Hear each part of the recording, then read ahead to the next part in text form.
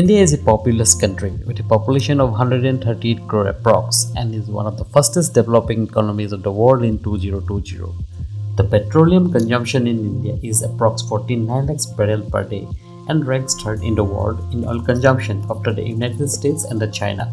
Around 83% of its oil demand is met by imports from Middle Eastern countries and it produces 10 lakhs of barrel of oil every day. With the successful drilling of oil in Pennsylvania in the United States in 1859, there is a spurt in oil exploration across the world.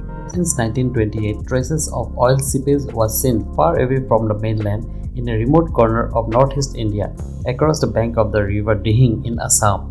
In 1965, Mr. Goodenough of McKillop were the first to drill a hand-dug well of 102 feet at Nahorpung, an area of Digboi, Assam.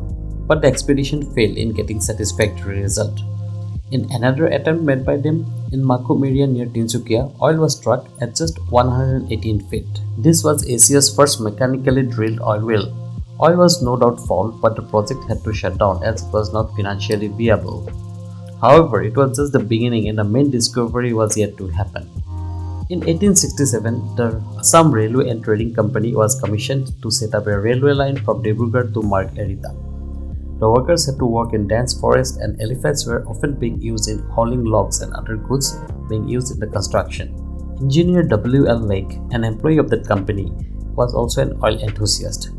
He was working in that project. While working in that area, he used to get the smell of a heavy odor, an odor which was known to him, an odor he was fascinated about. While the elephants hauling logs returned from inside the dense forest, one of them had the distinct traces of oil in its feet at the trail.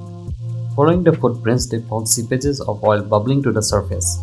An excited W.L. Lake shouted, "Dig, boy, dig," commanded the workers to dig the spot. Hence the name Digboi came into existence.